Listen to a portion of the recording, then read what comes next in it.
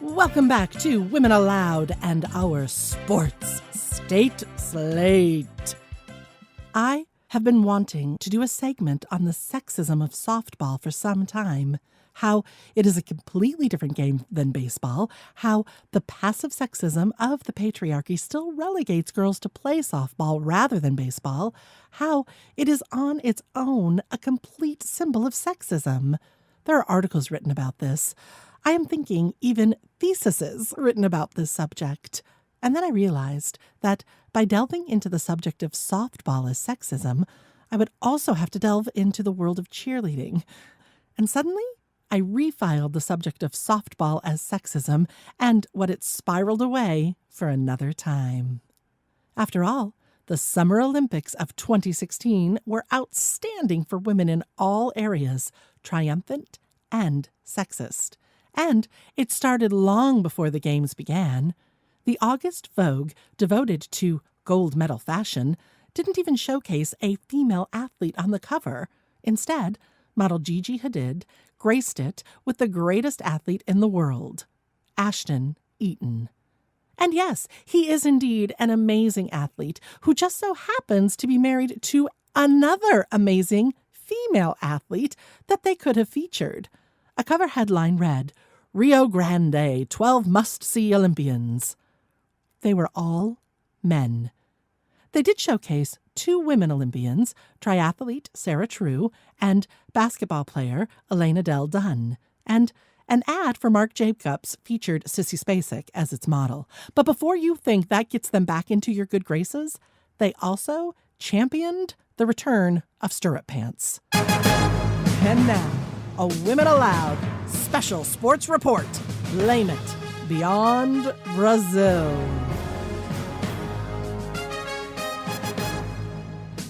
If only the Representation Project had made a dent. Nevertheless, things started out pretty good. The 2016 Games hosted the inaugural U.S. Women's Rugby Sevens team, who eventually finished 5th. Teen Ginny Thrasher won the first gold for the USA in the women's 10-meter air rifle event. Michelle Carter became the first American to ever win gold in women's shot put. Helen Marouiulis won a gold in women's freestyle wrestling. The women on the American gymnastics team outshined the world, and yet, when Simone Biles won one of her gold medals, she had to say, "I am not the next Usain Bolt or Michael Phelps. I am the first Simone Biles."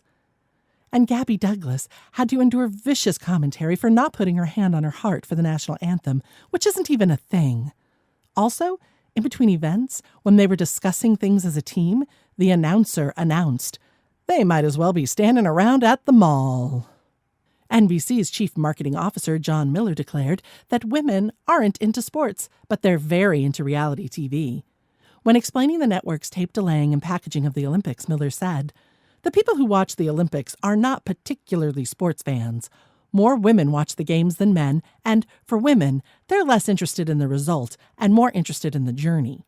It's sort of like the ultimate reality show and miniseries wrapped into one." When American trap shooter Corey Cogdell won her second bronze medal, the headline in the Chicago Tribune read, "Wife of Bears lineman wins bronze." When Katie Ledecky was breaking world records, her teammate Ryan Lochte said, "Her strokes and mentality were like a guy." The Associated Press reported Katie Ledecky's world record in the women's 800 freestyle as a byline. Above it, in type 3 times the size, it reported that Phelps had tied for silver in the 100 fly. The women on the American basketball team were so dominant, they were told to tone it down. Coach Gino Ariema, who is becoming a veteran at fielding sexist remarks, responded with this: "What's bad for women's basketball is when nobody's great, because then you could say, you know what, I don't think anybody really knows how to play this game. I think people will say that there are some really good teams out here, and when you see them play each other, they're great games. We just happen to be somewhere else right now. That's okay. I don't mind." A Fox News reporter suggested, Reed demanded, that women athletes should wear makeup, because why should he have to look at some chick's zits? And another agreed with him and went further by stating that the only reason a woman tries so hard for a gold is for the endorsement jobs that follow. And then there is Caster Semenya, as reported by Katrina Karkassis in The Guardian. Caster has endured relentless hostility, cruel harassment from both the traditional media and social media. There are claims she is a man. There are claims she isn't even human. Semenya's athleticism was attributed to a single molecule, testosterone, as though it alone earned her the gold, undermining at once her skill, preparation, and achievement. South Africa as a nation has pushed back with #HandsOffCaster, coming to the defense of one of the world's most scrutinized athletes, despite her having done nothing wrong and competing with the support of the Court of Arbitration for Sport, CAS. Caster has been dealing with this for 7 years, ever since the International Association of Athletics Federation, IAAF, confirmed it was investigating her. And just what and whom are they investigating?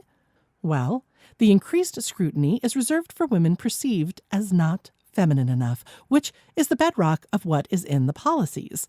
For example, it is stated that the individuals concerned often display masculine traits and have an uncommon athletic capacity in relation to their fellow female competitors. Gender variance has always incited scrutiny, and this scrutiny is often racialized.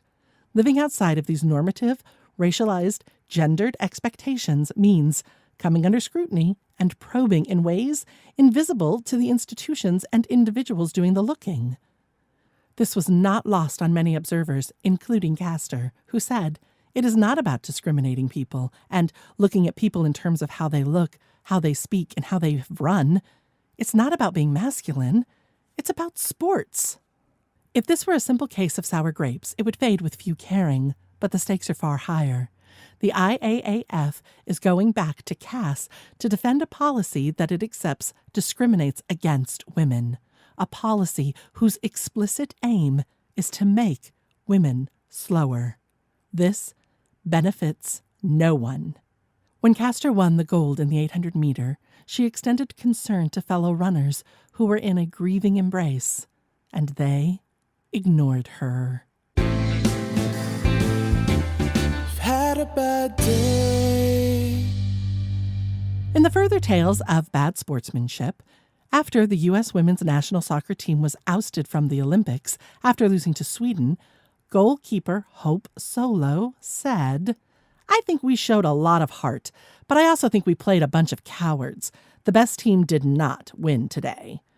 As a result, Solo was given a 6-month suspension from U.S. soccer, and her contract with the USWNST was terminated.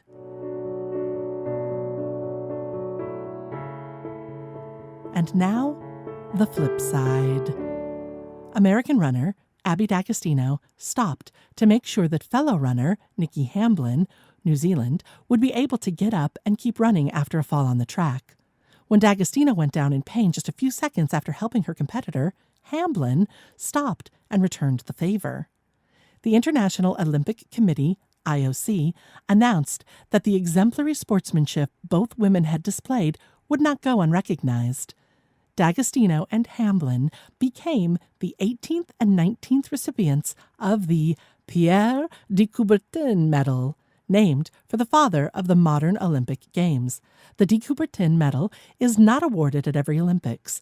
Rather, it is reserved for the most exceptional displays of sportsmanship, fair play, and Olympic spirit.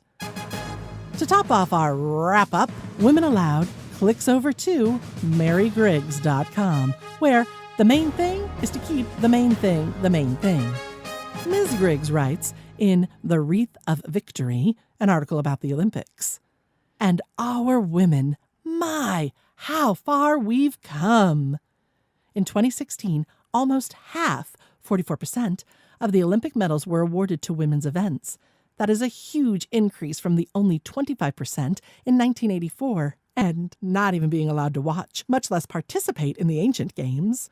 The U.S. Olympic team was comprised of 554 members, of which 291 were women. Those women went on to earn 61 of those 121 medals, including more than half, 27, of the gold medals. Sakes alive, but I love Title IX. To read the entire post, head on over to marygriggs.com. Oh, and there were over 30 out women athletes from around the globe competing in the Olympics. One of them even got engaged. Olympics volunteer Marjorie Enya proposed to her girlfriend, Brazilian team rugby player Isadora Cerullo. And you'd better believe she said yes. Blame that on love and Rio indeed. Congratulations, Marjorie and Isadora. This has been Women Aloud's Time Capsule Edition for August 2016. I can do anything. I can reach any goal today.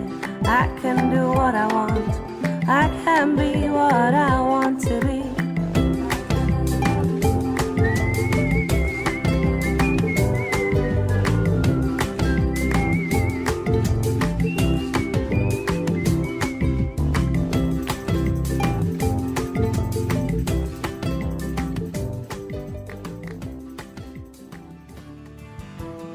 This has been Women Aloud, brought to you by Network Listen.